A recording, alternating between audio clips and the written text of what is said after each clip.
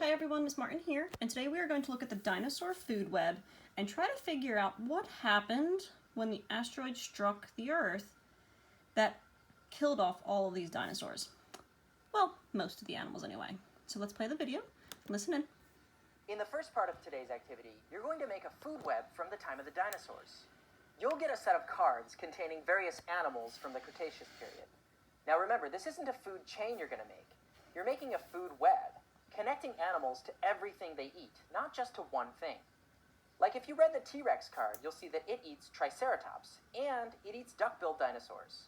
So you'll connect both cards to the T-Rex. It's not always easy, though. You'll have to think like a scientist to make decisions about how to connect these animals. What eats what?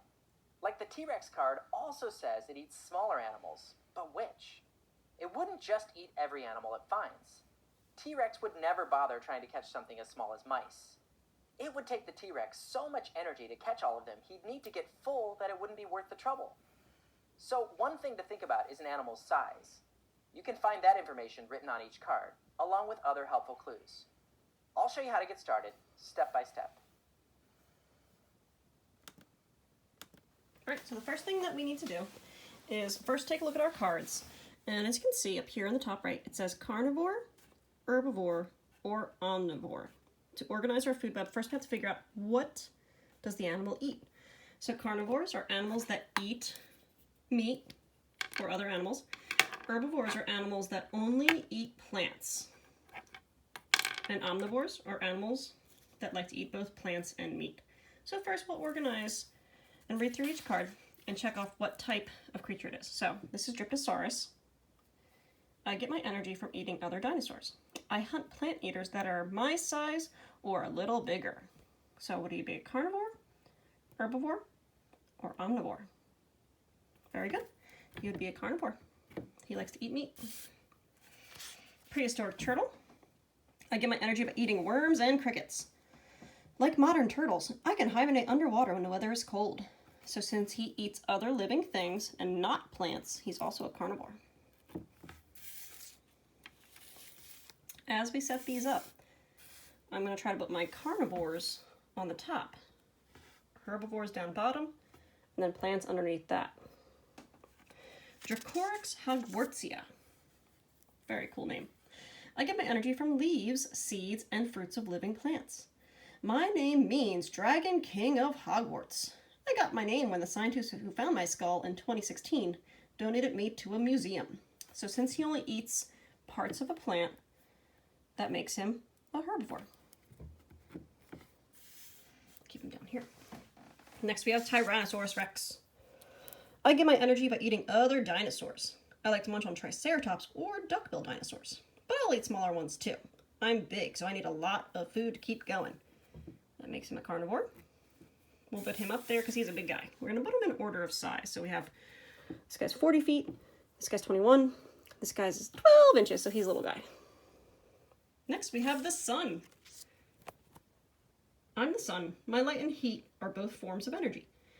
Every living thing from palm trees to Tyrannosaurus needs energy to move, to grow, to stay warm, and to heal when they are injured. So as we know, we're going to put the sun down here because he's going to go next to plants. Earthworm.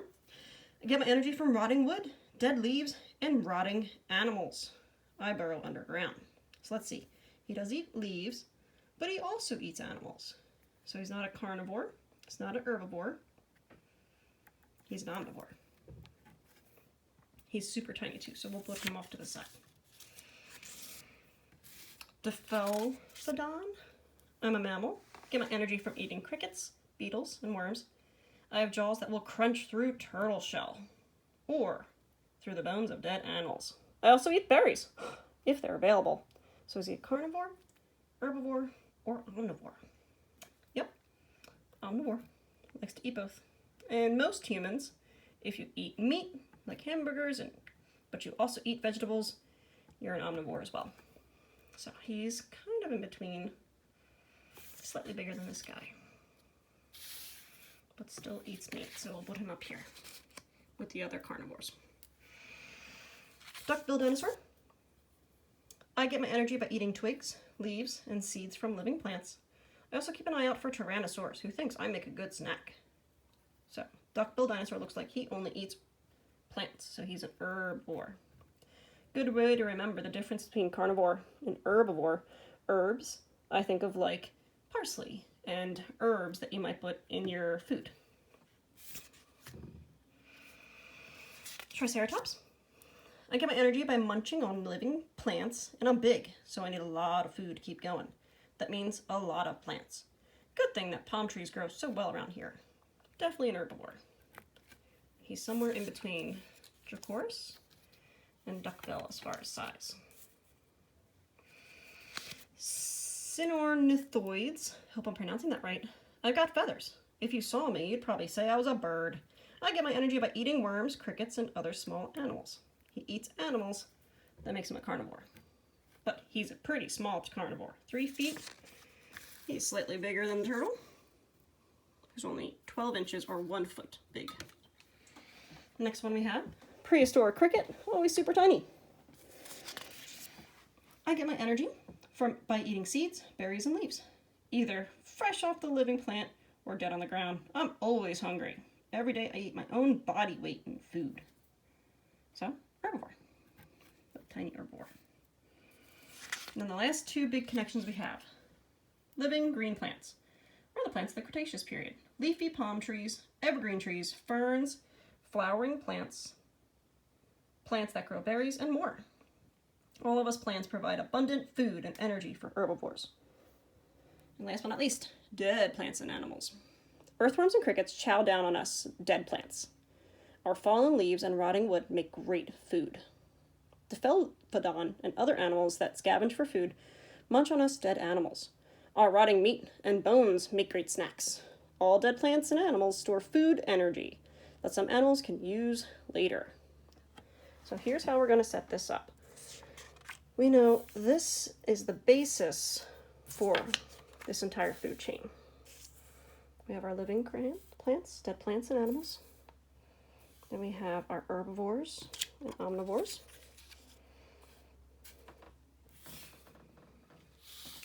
Then we have our carnivores up top. So what we want to start by doing is connecting each part of this food web to the other.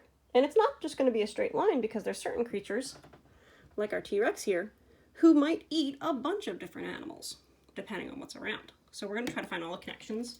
We're going to put a yellow piece of paper connecting them. So first one, sunlight is connected to the living green plants, because the sunlight provides the energy for the plants to grow. Let's start connecting. Let's see. Our earthworm likes the dead plants and dead animals. And before you can get dead plants and animals, you gotta have living plants and animals. Next, we have prehistoric crickets. It likes to eat seeds and berries. So there's another overlap there. Oh, or fresh, so he eats both of these parts. Just chorus likes to eat the seeds, so I'm going to use 2 to connect him together to there. And, yep, just living plants for him. Next we have our Triceratops. I get my energy by munching on living plants. So, he's got a similar type of food web. You can see it starts to get pretty confusing as you start to add all the pieces together, because the food system is much more complicated than just one animal eats the other. Next is the duck-billed dinosaur. Eats twigs, leaves, and seeds. He would connect all the way back to our living green plants.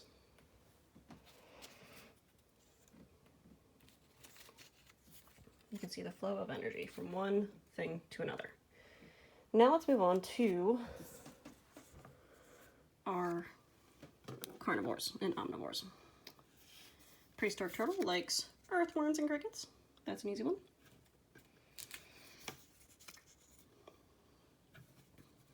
This guy likes earthworms and crickets as well.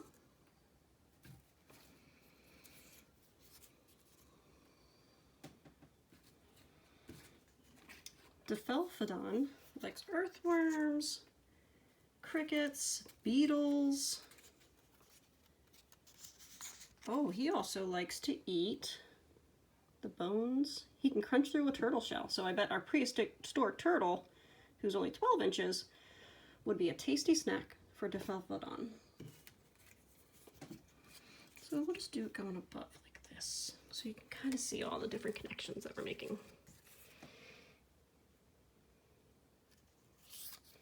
There we go. Dryptosaurus eats other dinosaurs. Let's see. He's 21 feet big. All right, Triceratops looks kind of big. He hunts dinosaurs that are my size or a little bigger. So 13 feet, 30 feet. So I guess he would be a hunter of a Triceratops. Maybe the Dracoris. But I think once we get down to smaller size animals, they might be too small for him.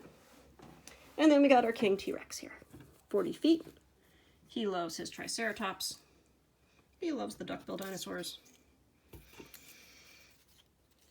Maybe he'll hunt a Dryptosaurus. Okay. You can see a lot of different types of energy. Now, while we see all these overlapping energies, you have to think of energy as flowing from the sunlight into the plants, all the way up through all the different animals. So let's show that using an arrow. To show the sunlight. Gives energy this way, which provides energy into here.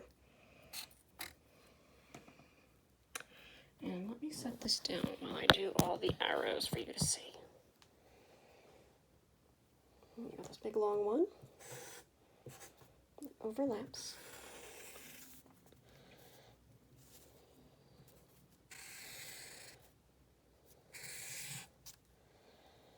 And this one stems off of here. I'm just going to add a few arrows. I don't want to get too crazy with it. Just so that you see that the energy is flowing up from one creature to the other.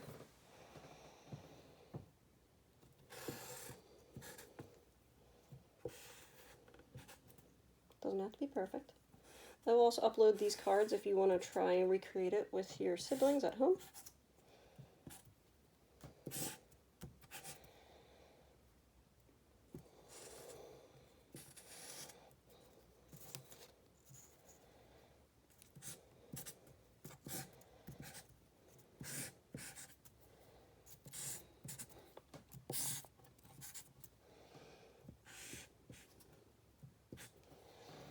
All right, I think I covered most of them. So just take a look again at the food web and how complex it is. It starts with the sun. The energy from the sun goes into the living green plants. Some of that dies off, so it goes to the dead plants and animals. We could even have a bunch of arrows pointing from a dying animal up here to the dead plants, okay? Because that's how it continues the cycle. Moving on up, we have our herbivores. Lots of connections there going up to are carnivores. Now, what's the problem when one part of this web, the sunlight, is all of a sudden blacked out? So that's what happened when the asteroid that struck the Earth, that's how it killed off the dinosaurs. So let me show you. Using these black strips, okay? So imagine the sunlight's blocked out for a number of days, because the asteroid kicked up all the dust. And yes, some animals were close to the impact, but a lot of them might have been on the other side of the world. But when that sun was blocked out, that means green plants no longer had the energy they needed. When the green plants died off, all animals that eat those plants, they also died off. As a result, we don't have any dead plants for creatures to eat.